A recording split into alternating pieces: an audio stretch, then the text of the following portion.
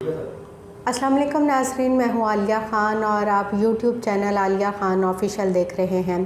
नाज़रीन, आज हम बात करेंगे अपने प्रोग्राम में टाइफाइड बुखार के हवाले से, क्योंकि जिस तरह से आगे गर्मियाँ आ रही हैं और गर्मियों के असरात इस तरह के होते हैं कि इसमें सबसे पहली जो गर्मी की शिद्दत से बीमारी इंसान पे लाहक होती है वो टाइफाइड बुखार ही होता है। और टाइफाइड बुखार बेसिकली है क्या, इसकी वजूहात क्या हैं और ये इंसान पे किस तरह से इफ़ेक्ट करता है और इसका इलाज क्या है, इस हवाले से आज हम बात करने के लिए मौजूद हैं डॉक्टर मोहम्मद सादिक साहब के पास। और आज हम इनसे टाइफाइड बुखार के हवाले से बात करेंगे। अस्सलाम वालेकुम डॉक्टर साहब। वालेकुम अस्सलाम। बहुत शुक्रिया जी, माशाल्लाह आपके चैनल ने लोगों की अवेयरनेस के लिए पर्टिकुलरली हेल्थ पे बहुत अच्छा काम कर रहे हैं कि लोगों का आगाही हो। तो आज आपने टॉपिक इस गर्मियों की सीज़न के हवाले से बड़ा अच्छा चुना। टाइफाइड बेसिकली है क्या? टाइफाइड एक बैक्टीरियल इन्फेक्शन है, वायरल होता है, ये बैक्टीरियल इन्फेक्शन होता है। और ये कैसे होता है? आम तौर पे ये ज़्यादा जो हम पोल्यूटेड ड्रिंकिंग वाटर या कंटेमिनेटेड फूड लेते हैं उनसे होता है। पोल्यूटेड ड्रिंकिंग वाटर जो अगर आप जिसमें जरासीम बैक्टीरिया इसके शामिल हो जाएं, या जो सब्ज़ियाँ इस्तेमाल करते हैं सब्ज़ी मंडी में, ये गंदे पानी से धोएंगे तो उससे। और तीसरी कि जो कोई बंदा टॉयलेट में जाता है और हैंड वॉश नहीं करता और वो खाने पीने की चीज़ों को हाथ लगाएगा तो उससे कंटेमिनेट ये टाइफाइड फीवर होगा। जी डॉक्टर साहब, जिस तरह से आपने टाइफाइड के बारे में बताया, तो मुझे ये बताइएगा कि टाइफाइड बेसिकली आता क्या है, इसकी पैदा होने की वजूहात क्या हैं? बैक्टीरिया इन्फेक्शन आता कहाँ से? जिस बंदे को पहले टाइफाइड के जरासीम जो कैरियर होगा वो जिस चीज़ को अगर वो यूरिन पास करता है, स्टूल और वॉश नहीं करता तो वो उसके हाथों में वो जरासीम लगे रह जाएंगे। और वो जिस चीज़ की वो हाथ लगाएगा, अगर वो खाने वाली चीज़ों को लगाएगा तो उसमें ट्रांसमिट हो जाएंगे, अगर पीने वाली चीज़ों लगाएगा उसमें। और इस तरह जैसे गटरों के पाइप अगर लीक हो गए, पानी वाले पाइपों के साथ मिल जाएं, या बर्तन साफ नहीं में उसमें पानी में, तो उससे फिर आपके बॉडी में GIT के यानी ओरोफिकल रूट इसका है, GIT से जिसमें दाखिल होता है। और मेजर इसकी अलामत भी इसीलिए GIT वाली होती हैं कि वो खून मैदे में दाखिला है, मैदे की दर्द शुरू होगी, पेट की बुखार शुरू हो गया, सर दर्द शुरू हो, कुछ को डायरिया लग जाता है, किसी को कॉन्स्टिपेशन भी हो जाती है। फिर ये बाकी भी अलामत बॉडी में अगर ब्लड के थ्रू एंटर होते हैं, जैसे ब्लड इन्फेक्टेड लग गया, ब्लड स्ट्रीम से आ गया, तो फिर आपको लिवर में, लंग्स में, स्प्लीन में, गॉल ब्लैडर में किसी भी जगह जाके इसकी अलामत कफ भी हो सकती है, बॉडी एक्स भी होती हैं, हेडेक भी होती है, वीकनेस, लॉस ऑफ एपिटाइट, बहुत सारी अलामत है। मेजर इसका फीवर है, पेन एब्डोमेन है, डायरिया या कॉन्स्टिपेशन है, ये मेजर अलामत में से बताया। और कोई भी एज का बंदा इफेक्ट हो सकता है। लो इम्यूनिटी वाला ज़्यादा है, बच्चों में चूँकि गंदे हाथ खेलते हैं तो वॉश नहीं करते, उसमें ज़्यादा चांस। ओल्ड एज में भी हो सकता है, लेकिन हो ये किसी को भी सकता है। बच्चों को इसलिए ज़्यादा होता है कि वो बच्चे खेलते हैं इधर उधर, हाइजीन का इतना ख्याल नहीं रखते, तो इसलिए ये होता है जी। और डॉक्टर साहब बताइएगा कि इसकी अलामात कब तक रहती हैं? कि डॉक्टर साहब वैसे तो कहते हैं, डॉक्टर कहते हैं कि अगर आपको खुदा न खास्ता टाइफाइड बुखार हो गया तो उसका तकरीबन 15 दिन या 1 महीना या जिस तरह से आपका मौलिज आपको तजवीज़ करे तो आप इलाज करवाएं तो उसमें बेहतरी आ जाती है।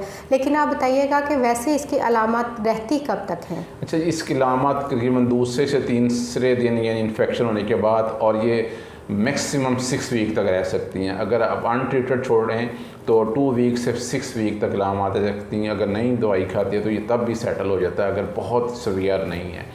और अगर आप जो बहुत मेन अलामत 3 दिन से 10 दिन के दरमियान मैक्सिमम आती हैं, यानी फर्स्ट वीक के मिड से लेकर सेकंड वीक के एंड तक। अगर आप ट्रीटमेंट इसका लेते हैं तो तीसरे या चौथे दिन अलामत सेटल होना शुरू हो जाती हैं और 10 दिन तक कंप्लीट रिकवरी हो जाती है। लेकिन जो सबसे बड़ी बात है कि 5% से 35% लोग कैरियर भी रह जाते हैं, क्योंकि इसके जरासीम जो अगर आप प्रॉपरली ट्रीट नहीं करते या प्रॉपर मेडिसिन डोजेज़ वाली नहीं ली, प्रॉपर डेज नहीं लें, तो जाके थ्रू ब्लड स्ट्रीम जो हमारा पित्त उसमें जाके बैठ जाता है और वो बंदा कोरोना कैरियर बन जाता है। वो जिस चीज़ को भी उठाएगा या जिधर भी जाएगा, वो अगर आप उसकी हाइजीन अच्छी नहीं है तो वो जरासीम जो है ना फैलाता जाएगा। अच्छा, एक और जो सबसे बड़ी, जैसे अब गर्मियाँ आ रही हैं तो हम ये बाज़ार से चीज़ें लेते हैं जो अनकुक्ड चीज़ें हैं या जिनकी हाइजीन लोगों की पूरी नहीं हुई होती, या जो प्रॉपरली कवर्ड भी नहीं चीज़ें करते या कंटेमिनेटेड, तो वो एक बहुत बड़ा सोर्स है जो थर्ड वर्ल्ड कंट्री हमारे जैसे मुल्कों में, कि वो हम कहते हैं ठीक है जहाँ से मर्ज़ी खा लें। तो ये खुदा रहा, इस चीज़ की बड़ी ध्यान करें क्योंकि आपकी लाइफ पे यानी टाइफाइड आप देखो जॉब से भी आप रेस्ट करोगे, आपके पैसे भी खर्च होंगे और आपने बीमारी भी ली है, और फिर इसके कुछ बहुत ज़्यादा सीवियर साइड इफ़ेक्ट भी हैं। अगर आप अनट्रीटेड रखते हैं तो आपके आंतरियों में सुराख भी हो सकता है, फट जाती हैं आंतरियाँ, और मैदा भी बाज़ फट जाता है और बड़ा मेजर ऑपरेशन और फैटल यानी डेथ भी हो सकती है।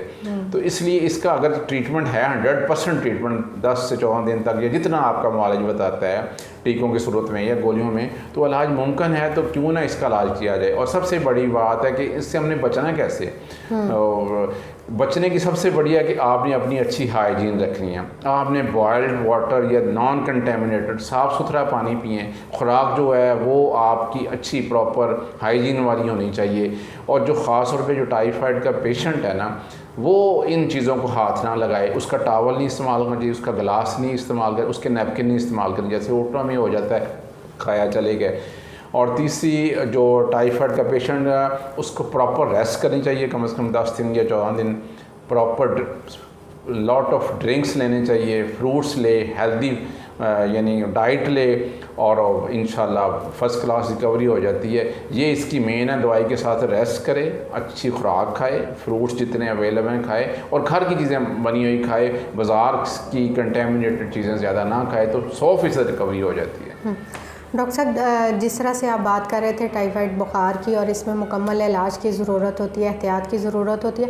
डॉक्टर साहब, देखने में ये आया कि कहा जाता है कि जिस इंसान को अगर एक दफ़ा टाइफाइड हो जाए तो उसको जब भी दोबारा बुखार होता है उसको टाइफाइड होता है, तो कि इस बात में किस हद तक सच्चाई है? ये बात ऐसे मिथ्स बनी हुई हैं, जैसे ये बात नहीं होती। हाँ, वो बात हुई होगी कि वो कैरियर अगर होगा तो उसने प्रॉपर ट्रीटमेंट नहीं लिया, यानी प्रॉपर डोज और प्रॉपर डेज तक नहीं ली, तो वो जब भी उसकी बॉडी की इम्यूनिटी कम होगी या जब वो इन्फेक्टेड पानी टाइफाइड वाला रहेगा तो वो दोबारा से हो जाएगा। बात वही है, बट ये नहीं है कि एक दफ़ा हो गया तो दोबारा जब भी होगा तो प्रॉपरली ट्रीट किया होगा तो नहीं। अब तो माशाल्लाह वैक्सीन भी आ गई, इस पर भी बात मतलब कि गवर्नमेंट ऑफ पाकिस्तान ने बहुत अच्छा प्रोग्राम शुरू कर दिया है कि बच्चों को वैक्सीन लगानी, जिसकी 100% प्रोटेक्शन है कि उसके वैक्सीन लगने से एंटीबॉडीज़ आ जाती हैं, तो वो टाइफाइड का जरासीम के खीन क़ुव्वत मुदाफ़त पैदा हो जाती है। बड़ों के लिए भी टाइफाइड वैक्सीन है। अगर मसलन आप बार बार ट्रैवलिंग करते हैं तो आप 15 डेज़ बिफोर ट्रैवलिंग आप वो वैक्सीन लगा लें और 2 साल बाद उसकी बूस्टर डोज लगा दें, 100% क्योर हो जाता है।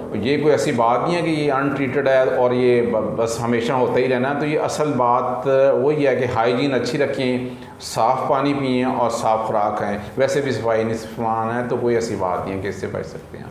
डॉक्टर साहब, कहा यह जाता है कि अगर एक इंसान को टाइफाइड हो गया है तो जाते जाते वो इंसान में कोई ना कोई इस तरह की अलामत छोड़ जाता है कि वो कोई ना कोई उसका हिस्सा डैमेज कर जाता है, तो क्या ये वाकई में ठीक है? नहीं, ऐसी कोई बात नहीं। बात वही आ गई कि अगर आप प्रॉपरली ट्रीटमेंट किसी का नहीं करेंगे तो बीमारी तो है, जरासीम में तो अपना अफेक्ट करना है। वो आंतरियों पे भी कर सकती है, वो आपकी स्किन पे भी कर सकती है, वो पित्ते पे भी कर सकती है, वो लंग्स पे, यानी जिधर भी वो होगी वो इफेक्ट करेगी। अगर आपने प्रॉपरली ट्रीटमेंट लिया तो वो 100% क्योर हो जाती। कोई ऐसी बात नहीं है कि वो जाते कोई, वो पहले वक्तों में था जब टाइफाइड का प्रॉपर इलाज नहीं था, तो किसी की टांग कमज़ोर हो गई, किसी के कुछ हो गया, तो अब कोई ऐसी बात नहीं है कि कोई इसकी इलाज आप करवा रहे हो तो कोई ऐसी बात हो, कोई ऐसी बात नहीं। ये ऐसी बातें ही हैं बनी हुई हैं। जी डॉक्टर साहब, आप आखिर पे हमारे देखने वालों को क्या पैगाम? मैं सबसे बड़ा पैगाम तो इसमें यह है कि आपने अपनी सफाई का ख्याल रखना है। यानी जैसे सफाई निस्फ़ ईमान है, तो हमारे तो मसहब में भी है। तो अगर बंदा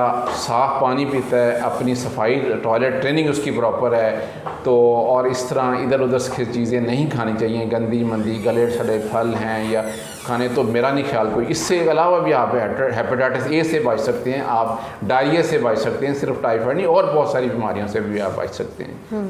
डॉक्टर साहब, आपके वक्त का बहुत शुक्रिया, आपने हमारे देखने वालों के लिए वक्त निकाला और टाइफाइड जैसी मूजी मर्ज़ के हवाले से बड़ी मुफीद और अहम मालूमात दी। जी नाज़रीन, जिस तरह से मैंने बताया कि आगे गर्मियाँ आ रही हैं और गर्मियों में बहुत ज़्यादा जो बीमारियां हैं, सबसे ज़्यादा अहम बीमारी उसमें मलेरिया और टाइफाइड जो है वो ज़्यादा असरानंदाज होती है।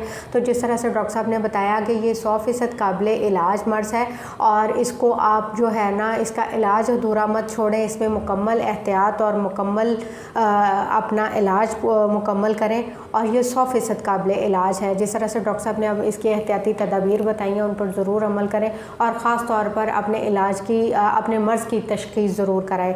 जी नाज़रीन, अगर आपको मेरी वीडियो पसंद आई हो तो इसे लाइक कीजिएगा। आलिया खान ऑफिशियल को अगर अभी तक आपने सब्सक्राइब नहीं किया तो सब्सक्राइब कीजिएगा, और कमेंट बॉक्स में अपना फ़ीडबैक ज़रूर दीजिएगा। आपके फ़ीडबैक का इंतज़ार रहेगा। इसके साथ ही आलिया खान को इजाज़त दीजिए।